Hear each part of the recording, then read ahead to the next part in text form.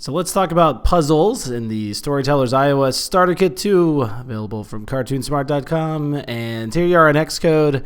But let's take a step back even further and go into Adobe Flash, which is where I put together the pieces for this puzzle, and I've left you guys some breadcrumbs to get back to exactly what I did. Check this out. I've even left instructions in here. It says, step 1, double-click the image. Do that, and you can put inside of this masked area any image you want. I'm just going to kind of change it so you can see the effect over here, and this will end up changing all the puzzle pieces that build together this puzzle. So really that one would be right there, but I'm just kind of showing you guys that they're all separated and combined back together in this image. All that really doesn't matter, because what you're going to do is export out all these frames that you see up here at the top. And obviously I've given you a little bit of a note about that, but I could show you too. You're just going to go over here to export movie. You're going to choose PNG sequence, and that will export out all 24 of these frames. And there's a little note in here that you know, to make this into one file and keep the stage the same. I basically just had to keyframe all these guys and not worry about the kind of blank space around these pieces. I think ideally I'd want to crop those a little bit, you know, to be within every single image. That's something you could do pretty quickly in Photoshop with a batch action. But what I've done in the kit is set up a property, and I'll show you that really fast. Under puzzle settings, if you go over here to pairing sensitivity, your options here are going to be 0, 1, 2, or 3. And 3 is really sensitive, so the user would have to drop the piece right on top of the base piece for it to pair together. If you leave that at 0, then really what you're looking at is a collision detection area that is equal to this entire size right here. So, you know, let's say they were going to pair up with, well, in most cases, you're going to pair up with a piece that's identical to the one you've got. So let's say you've kind of got a semi-transparent piece like that. Okay, its center point is right here. So when you're moving this over to here, really all you have to do is get kind of within about that range, and it would go pair up to it, right? Because it's just doing a test between the overall frame and that center point, and if those two intersect, they pair. But that's what the kit handles in terms of the pairing sensitivity. So that's one of the many properties that has been documented in the newly updated iBook guide. Okay, so over here in our scene file, let me just start you back from kind of scratch a little bit. I'll drag out of here a new color sprite, and in each one of these cases where I set up these puzzle pieces, what I would do is just pop a texture in here. So that's going to be puzzle 1. I'd give it the same name. You don't have to, of course, but you could. Puzzle 1, and then you're going to want to switch this custom class to element, and then I would do a similar thing. So I just copy that, and then I'll change the name to puzzle base 1. And code-wise, what's going on is it's actually each one of these bases over here is they're getting their alpha set as soon as the kits run. So you see them at their full alpha right here, but I'm sure you noticed when we were demoing this that they're not they're semi-transparent. So So the puzzle 1 is just going to pair with puzzle base 1, and of course you'd probably want to put your Z position up at something well higher than the base, maybe 50 or so. So it's always going to be on top of it right there. And that's what I did for all these puzzle pieces and bases. And let's take a look at the properties. Let me just get rid of these guys so I don't forget about them. Leave them up there. Wouldn't be a disaster if it did. They would just be able to pair together. All right, so here we go. We're under puzzle, and like I said, we had to put in there the custom class of element, and here are all of our elements. So this looks like a lot, but each one of them is just doing the exact same thing. So when I set this up, and of course you could just copy from here, you could copy all of my elements if you wanted, but when I was setting this, I got one of them correct, you know, how I wanted, and then I would just go through here and just paste these guys in and just change the numbers. So if you look at the touch events, what we've got for these are the puzzle pieces, not the puzzle bases. When you touch down on it, we have start following touch. So that means that the piece is going to follow the user's touch. I'm stopping any physics on the puzzle piece, and what that does is it stops any sort of velocity and things like that. It's not that necessary because I don't have gravity turned on, but I left it in there anyway. And then I'm also turning dynamic off, which means that, again, this is kind of another layer of stopping any sort of physics on it, but it basically just means that it's going to be left out of the physics simulation. So if something else collided with it while I was grabbing the piece, it's not going to move based on those collisions. I also set the rotation back to 0 because initially what I did is I took all the pieces and I just kind of did strange rotations on them, 90 degrees or whatever.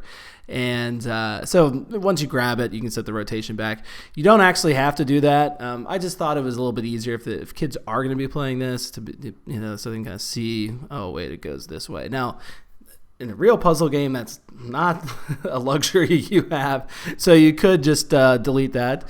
And then I'm also removing any panning of the scene, and that's kind of an important note because you can always pan the scene back and forth, but you don't want that to occur while you're moving the pieces around. The two kind of conflict with each other.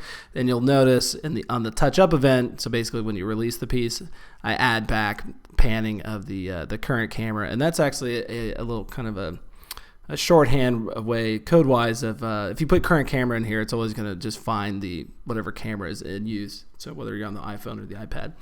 And that's not always the case, but with panning, you can put in there that current camera. So, yep, let's look at touch-up events. When we release the piece, we're going to make the piece dynamic again. So that means that other pieces could collide with it. They could bump into each other and stuff like that. And then we're also stopping all following touch. I could have just gotten away with just stop following touch, but I find stop all following touch is just as good. So that is what every single one of those pieces does. And then let's take a look at the puzzle bases. So, oh, look at that. Just one property in there. Alpha is set to 0.3. So let's go down here to our event listeners. And we have one listener group inside of here. And meet all conditions in group is set to yes. That means for the events to run inside of here, basically everything that we set up inside of this group must occur. And you can see the events are that we're going to actually end up removing all of those pieces and the bases, and then we're going to show a single image underneath all of those puzzle pieces that is the puzzle completed together. And that would just kind of smooth out any sort of, if you were able to see tiny little lines between the pieces, although I haven't actually noticed that. But basically, just one big image of the completed puzzle. But you can do anything inside of here. Put fireworks on the scene, play music, whatever. So here's what we're pairing for, and puzzle 1, puzzle base 1, and on down to puzzle 24 up to puzzle base 24. Now, obviously, the order doesn't matter in which you put these puzzle pieces together. What happens is the kit is just listening for basically 24 of these pairings to occur, and when it does, then it's going to do these events. And of course, it has to actually be these pieces. So that pretty much does it for the basic part of this. Then I've also got in here stick node to node dictionary. Let me fold this up so you can kind of look at it a little bit easier. And what we're doing here is I'm sticking the menu button and the menu to the camera for the iPad, and that's just a name of CamPad. And use current offset. What this does, it will take our camera's position, and so here's one of them, the menu button, and figure out what the difference between the two of them is and lock it in so that no matter where the camera is at, the menu button is always going to be relative to that. Okay, so we're not sticking the menu button right on top of the camera. Okay, that would mean there would be like no offset at all. It would just be kind of 1-to-1, right? Kind of under the hood here, the kit is going, oh, okay, you're always going to be a negative let's say 300 points this way on the x-axis and a negative 300 on the y-axis. Okay, so instead of you having to figure that out and go, oh, I got to do calculations over here, all you actually have to do is just put in here under, let's see, under stick node to node. All you have to do is put in use current offset, and they'll be kind of relative to each other. And then the same thing is going on if we were on the iPhone, and it is safe to do this. You know, you can put in a stick node to node kind of grouping for the iPad and a separate one for the iPhone. And the kit, if it sees that, like for example, it's actually going to throw out the camera for the iPad if you're on the iPhone. So this whole kind of chunk just sort of fails on the iPad, and then you're just working with the one on the iPhone over here. So and by the way, you can, of course, this is an array, so you can put an unlimited number of items inside of stick node to stick them to node, the camera phone. To do that, you just keep copying and pasting. You just take these in here and change the names of whatever you want to put in. And again, they're all going to have that that use current offset. There's a few other options in here. You can even have parallax effects for how they stick to other nodes. So keep that in mind. And then we've also got a fire emitter that is being stuck to puzzle piece 15. And again, we're using current offset. Let's go take a look at that. So here is the fire emitter, and if you ever want to get your own emitter, you just drag it out of here. And for example, let's do that.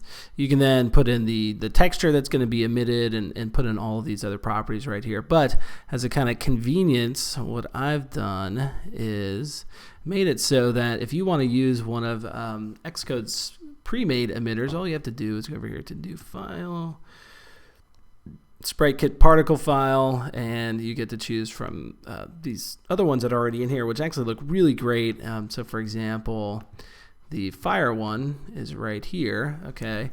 And that probably would have taken me a little bit of time to do if I'd set it up in the scene from scratch. So again, as a convenience, what I've set up is the option for you to just put in here fire as the name, and it's going to use whatever name you've got over here for is the kind of preset ones. And you can even then, if you put non-zero numbers in here other than the angle, for the most part you can kind of override the settings from over here. Okay, if you just leave these at 0, it's just going to use the default ones. But so for example, I could change the birth rate or the life range of these particles by just putting in any other number over here. But I love how this one looks, so I'm going to leave it as it is. And then again, this is just puzzle piece 15. So you saw in the property list that those two were stuck together. And then one other cool thing is we actually have a light node inside of here. So for example, the lighting mask is set to 1. So if I want to have an object be affected by that light, I need to put in here 1 over here for the lighting mask. And just notice what happens if I drag this piece. See how it gets lighter and darker over there. So it looks really neat with some of these like darker pieces, I feel like, and it gives it some I feel like more three-dimensional depth. And you can even do crazy things like put in a shadow too. And you know what, I'm actually noticing that this shadow is conforming to the shape, and in beta 5 it really wasn't. So that's a huge improvement, and that really does look pretty darn spectacular now. So anyway, I'll put that back over here, but I'll leave you in awe at at seeing that. Okay, here we go. Put that back at 0. And then let's head back over to the property list and just see if there's anything else we should talk about. Okay, events. We're just playing the background sound inside of here. I'm showing the menu that I have in here. That's just the here, we'll bring it back. So here's that menu, and sometimes when I'm working, I like to hide it, so I just put in there some code to automatically show it. But it is kind of tucked off screen anyway, so it doesn't matter if it's currently hidden or shown down there. And then let's see what else we've got. I think I showed you the puzzle completed. Initially, that's set to hidden. Its hidden property is set to yes. That's a Boolean value. And then our table just has a touch event to add the current camera to the pan X array, so that will get panned around. And the only reason I did that is just in case, I don't know, there was some weird situation with the releasing a puzzle piece not adding the camera. So, if you ever kind of got stuck and then you just, like, hey, I can't pan around, at least touching the table would add the camera back to that. And then as far as our settings go, a lot of these are just kind of copy and pasted in from other, I just kind of leave in here. But gravity is set to 0, 0, so the pieces aren't floating around. Nodes follow camera. I don't think that's even in place, so I should probably get rid of that. And then these are just setting the transition, background sound, narration. There's no narration. Show physics is set to no, but you could turn that on to actually see the physics bodies. And then, so here's our pairing sensitivity, which we talked about, and then our remove physics body on pairing. So I'm getting rid of the physics body on the puzzle pieces when they pair together, but you can set that to no if you want them to stay in place. And then I've also got over here max pan X, which is set to 10. And this might be a property that I end up changing when I've actually tested this on an iOS 9 device, but at least here in the simulator, it seems to be an alright value. And it just basically caps how fast the user can pan the camera around, or any of the nodes that are panning based on a gesture. So 10 is the maximum in either direction there.